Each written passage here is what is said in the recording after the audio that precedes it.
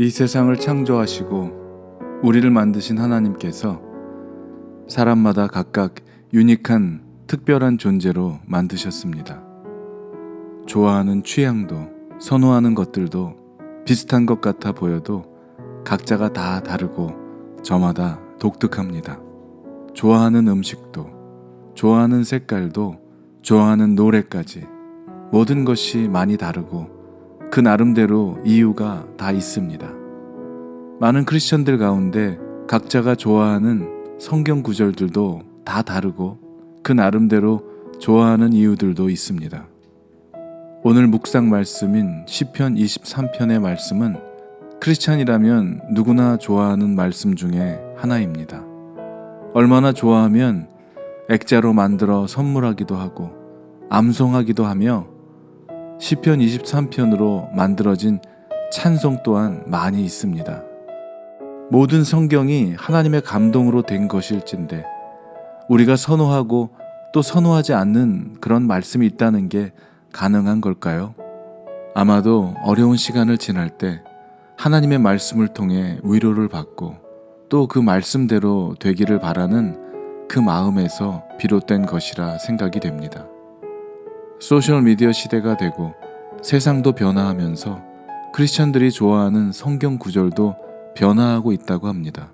이제까지 크리스천들이 보편적으로 가장 좋아하는 성경 구절 가운데 하나는 요한복음 3장 16절과 같은 복음적인 메시지였지만 이제는 번영신학의 메시지를 전하는 성경 구절들을 더 선호하고 좋아한다고 합니다.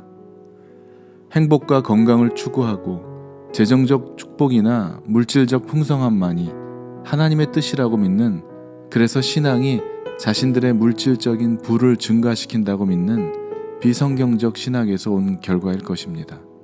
시편 23편의 내용을 보면 모든 성도들에게, 심지어는 예수님을 믿지 않는 자들에게마저 큰 위로가 되는 말씀입니다.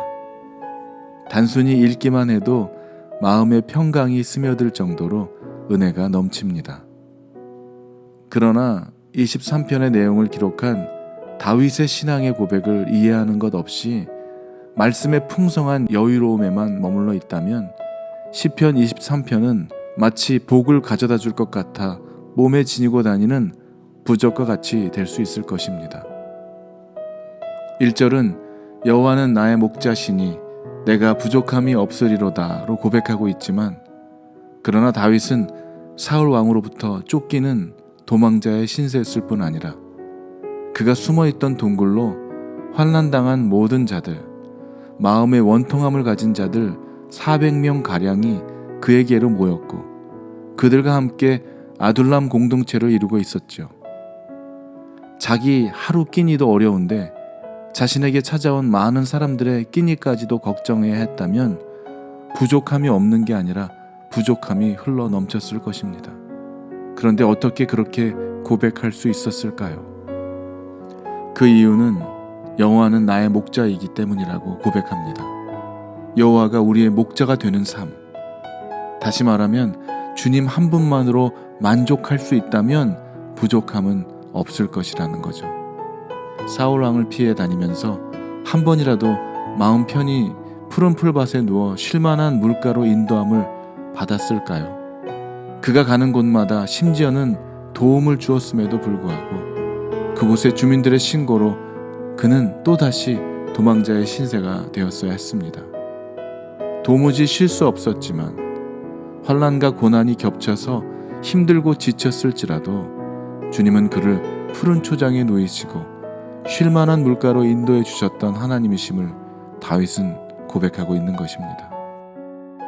사람들이 좋아하고 인기 있는 시편 23편에 녹아져 있는 진정한 신앙 고백을 깨닫게 된다면 우리의 기대와 이해와 믿음과는 달리 하나님을 믿고 난 후에 언제라도 무슨 일을 만나도 넘치는 축복과 풍성한 은혜 가운데 살아가게 된다는 것이 아니라 무슨 일을 만난다 할지라도 여호와 하나님이 나의 목자가 되어 주신다고 믿는 자에게 부족함이 없고 모든 악에서 우리를 건지셔서 결국 의의 길로 걸어가게 하신다는 것입니다. 이 시편은 그래서 축복을 많이 받은 자나 지금보다 앞으로 더 풍성하게 살아갈 것을 기대하는 성도가 부를 노래가 아닙니다. 절망을 넘어 사망의 음침한 골짜기, 그 죽음의 문턱에까지 이르렀던 자가 하나님의 은혜로 말미암아 살 수 있었던 자의 심령에서 터져나오는 진정한 감사의 고백인 것입니다. 다윗이 처했던 상황과는 전혀 맞지 않은 고백과도 같은 이 시편 23편은 그래서 더욱 큰 울림이 있습니다. 그러나 그럼에도 불구하고 다윗은 부족함이 없다고 했고 쉴만한 물가로 인도받았다고 했으며 그리고 내 잔이 넘쳤다고 고백합니다. 왜입니까? 하나님의 영광스러운 이름을 위하여 의의 길로 인도하시는 그 하나님 때문인 것이죠. 그래서 다윗은 부족함이 없다고, 내 잔이 넘쳤다고 고백했던 것입니다. 하나님의 영광을 위하여 살아가는 자, 그 삶의 모든 문제는 더 이상 문제가 아니죠.